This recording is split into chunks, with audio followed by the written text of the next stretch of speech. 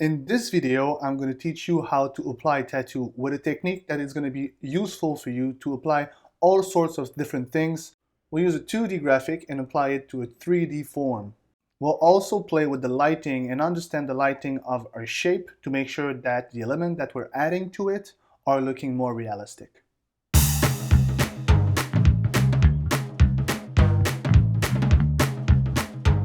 Hi guys, this is David for Paintable, and today I want to show you how to apply tattoos to your paintings. And to do so, I am going to use those two graphics here that I have. It's a butterfly with a skull, and I have this sunburst. And I'm going to use those two graphics, and I'm going to create a tattoo for my painting. So here I have my painting, and as you can see, she doesn't have any tattoo yet, so we're going to change that. And here I have on two separate layers my graphics that I'm going to use to apply on my character here. Now, the first thing that you want to do is study and understand the shape of your character here. And for that, I just give you a little hint, and I created some graphic to make you understand. So the way you want to think about it is in form or geometry. So you want to imagine the back, in this case, as is a big block, and you want to get the right angle. So what I did here is I just created some simple graphic for you to understand. And so what you have is a slight curve like this that curves outside, and this is basically the angle that I want to give my tattoo when I'm going to place them. And you'll understand in a minute what I mean by that. What you also need to understand is the fact that the back has not just one simple shape. It has different shape on it, and those shape needs to be shown at some point when I'm going to apply my tattoo. Rest assured, I'm going to show you every detail now so you can understand. So first of all, what we're going to do is we're going to place those tattoos. Now, I could place those two tattoos at the same time, but it's going to be easier to place each of them separately. So I'm going to start with the butterfly. So the first thing I'm going to do is transform this shape. So I'm going to do Command T, and it's going to bring me the tool for me to be able to transform it. Now there's many ways you can transform it. If you simply click on the corner, you'll have access to stretching and moving them and making them bigger. If you do the same thing, but you keep Shift unlocked, you'll be able to make it bigger proportionally. If you do it from the bottom, it's still going to stretch it though.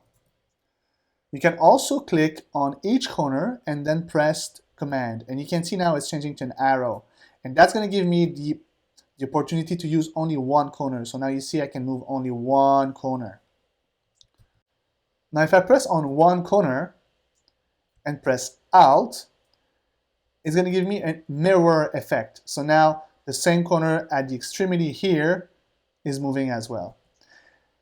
And if I'm doing this, Alt and Shift at the same time, now I can play with the perspective of it, as you can see now.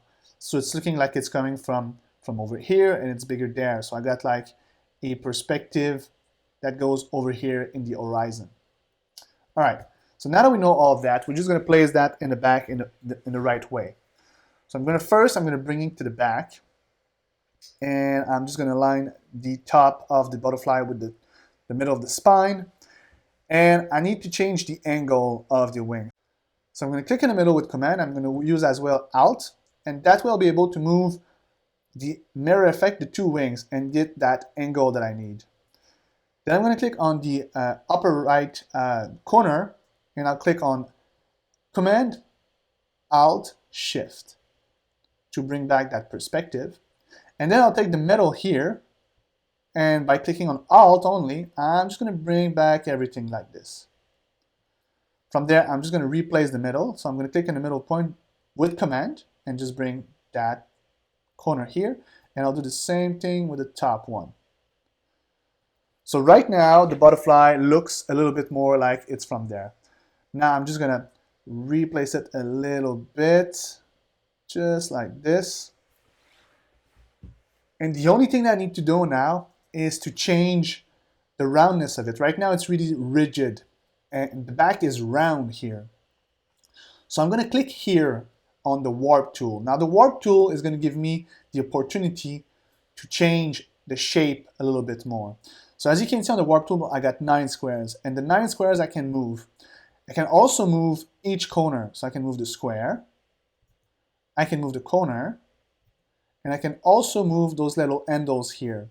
That would gives me curves. So from here, what I need to know is how the back is moving. So first, I'm gonna bring back that wing because I know it's curving away on the shoulder. And I'm gonna do the same thing here. I'm gonna curve everything a little bit more to the right because the back is going over there. And just bring all the elements like this, making sure that it's following the curve of the back.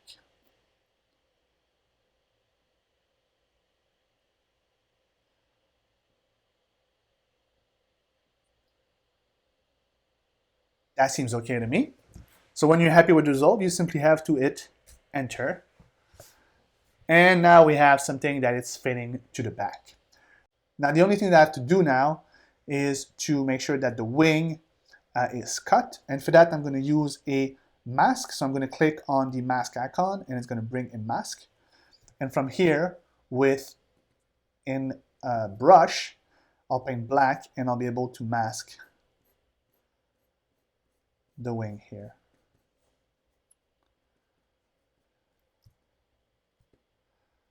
All right, now I'll do the same thing with the sunburst. So I'm going to open this sunburst right here, and I'm going to place it, and I'm going to basically do the same thing. I'm going to Command T and transform it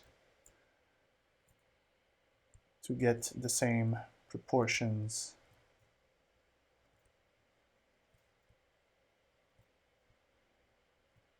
Just like that. Give them a little roundness. Make sure that it fits the back. And press enter. Now what I need to do is to simply cut the parts that I don't need from the sunburst. So I'm simply going to click on the layer of the butterfly and select the butterfly. And from there, what I'll do is go to select, modify, and I'll do expand. And I'll give them around 20 pixels. And it's going to expand everything. And I'll use this new selection to delete what I don't need from the sunburst right now. I'm just going to make sure to clean it everywhere, all the parts that I don't need. And I'll add a new mask on this one, and I'll do the same thing. I'm just going to mask what I don't need from this sunburst.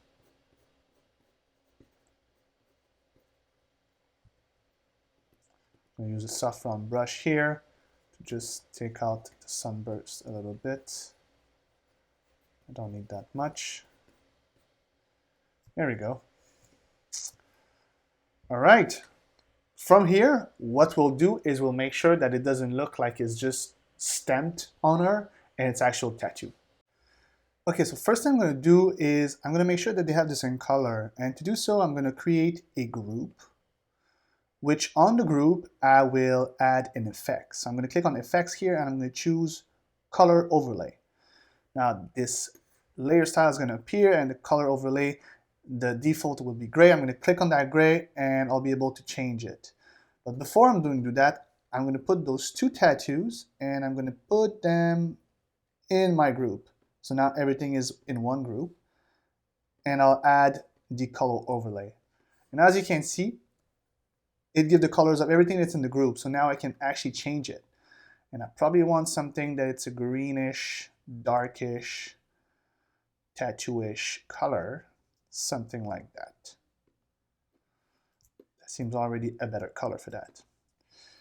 Now from here, what I will want to do is make a copy of this. So what I'm going to do is simply do Command J and then Command E, and it's going to make one layer.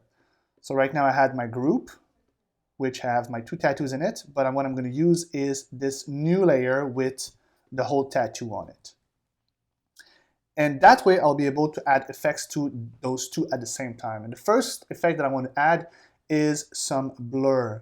So I'm going to go over filter here, blur, and I'm going to choose Gaussian blur.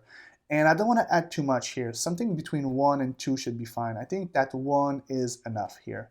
So I'm going to add 1 just to make sure that I have just a little bit more blurriness to it. And here what I'm going to do is I'm going to make a mask. And on that mask, now what I want to do is delete a little bit of the parts of this tattoo.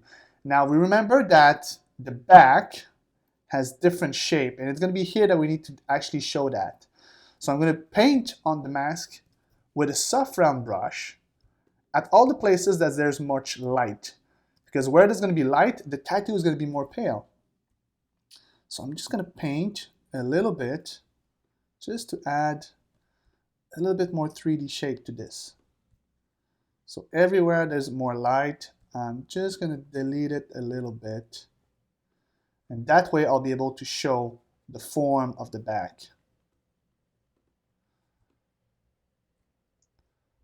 Just a little bit more here on the actual spine. All right. It already looks a little bit like it's a bit more part of it. So from here, what you could do now is add a color blending mode. But the color blending mode will change the color drastically. If I go into multiply, you'll see it's going to get that really dark green, which looks good.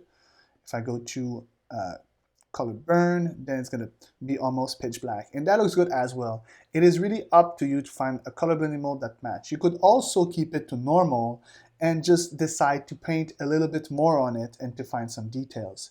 This is entirely up to you. There is many ways at this point to just make sure that this tattoo looks a little bit more harmonious to your painting. For me, I think I'm just gonna use probably a color burn and put down the opacity a little bit. And even though it changed the green, I think that this color looks better. And from here, what I'll do is continue painting on it until I get to a result that looks the best with this illustration.